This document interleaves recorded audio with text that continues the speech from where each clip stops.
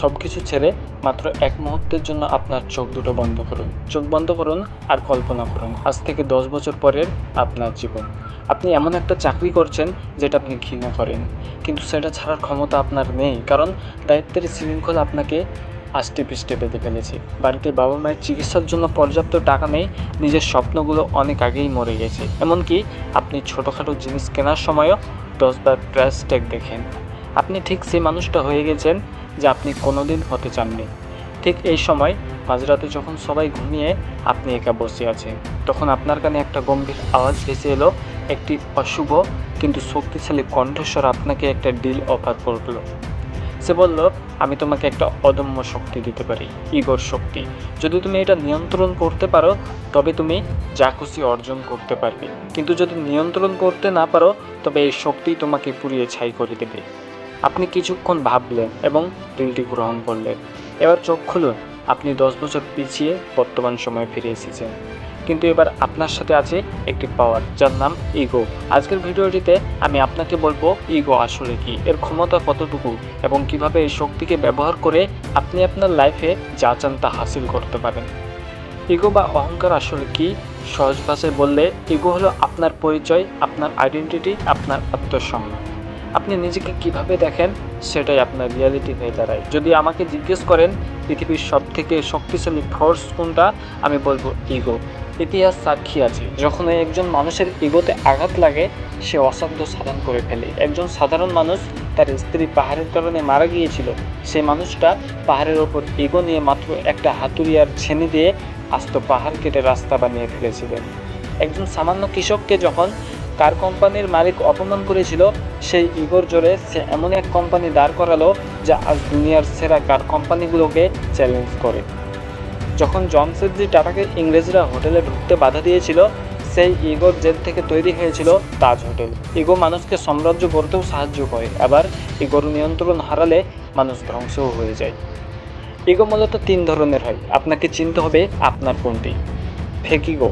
আপনি যখন ইউটিউবে সিগমা এডিট বা পাওয়ারফুল ডায়লগ দেখেন, আপনার মনে হয় আপনি অপরাজয়, আপনি আনস্টপেবল, আপনার ভেতরে একটা এনার্জি আছে, কিন্তু 10 মিনিট পর সব গায়েব, আপনি কোনো অ্যাকশন নেন না। এটা আসলে ডোপামিন হিট। আপনি উন্নতি করছেন না, শুধু কন্টেন্ট কনজিউম করছেন। ফেক ইগো আপনাকে পাওয়ারফুল হওয়ার ফিল দেয়, কিন্তু রিয়েল ইগো আপনাকে পাওয়ারফুল বানায়। Weak ego. আজকের 90% মানুষের ইগো হলো উইক ইগো। সামান্য কথায় এরা কষ্ট পায়, কেউ ইগনোর করলে তাকে গালি দিতে শুরু করে বা নিজেকে প্রমাণ করার জন্য চিৎকার করে। এই ইগো আপনাকে ইনসিকিউর করে তোলে। এরা নিজের ভুল স্বীকার করে না এবং কারো থেকে কিছু শেখেও না। Strong ego. এটি সম্পূর্ণ আলাদা। স্ট্রং ইগো বলে, আমি নিজেকে এত সফল বানাবো যে কেউ আমাকে নিচে নামাতে পারবে না। এটি চিৎকার করে না, এটি নিঃশব্দে কাজ করে। স্ট্রং ইগো কাউকে কিছু প্রমাণ করার প্রয়োজন মনে করে না, কারণ সে নিজের মূল্য জানে। এটি আপনাকে রিয়্যাক্ট করার বদলে অবজার্ভ করতে শেখায়। ইগোকে কিভাবে অস্ত্র বানাবেন? যখন জীবন আপনাকে ছোট করবে, যখন মানুষ আপনাকে সন্দেহ করবে, তখন আপনার ইগোকে ট্রিগার হতে দিন, কিন্তু সেটা মানুষকে গালাগাল করার জন্য নয়, নিজেকে আরও উন্নত করার জন্য। যখন আপনার মনে হবে আজ থাক কাল করব, তখন আপনার ইগোকে বলতে দিন, আমি আমার স্ট্যান্ড থেকে নিচে নামবো না। যেখানে সাধারণ মানুষ থেমে যায়, সেখানে উইনাররা ইগোর জোরে এগিয়ে যায়।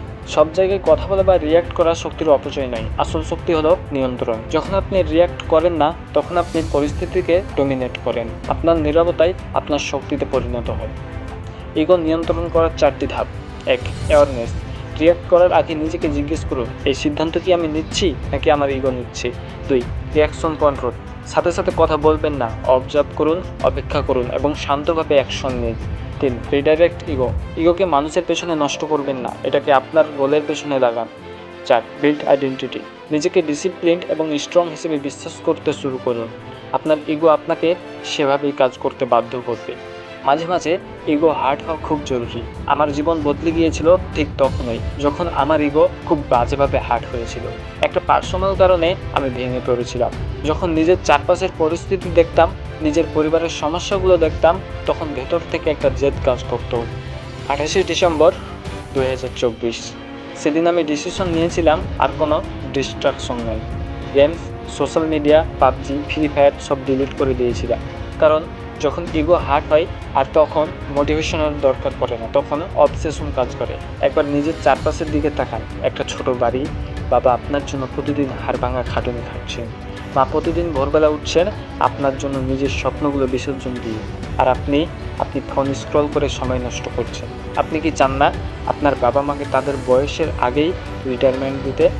যেদিন আপনি এই দায়িত্বটা ফিল করবেন সেদিন থেকে আর মোটিভেশনাল ভিডিও দেখা লাগবে না। সব নেশা এমনিতেই কেটে যাবে। শুধু একদিন নিজের ঘরটাকে অবজার্ভ করুন এবং আজই একটা সিদ্ধান্ত নিন, যতক্ষণ না গোল অ্যাচিভ হচ্ছে সব ডিস্ট্রাকশন জীবন থেকে সরিয়ে দেব। যদি আমার কথাগুলো আপনার মনে লেগে থাকে তবে কমেন্টে অবশ্যই শপথ নিন, আই উইল চেঞ্জ।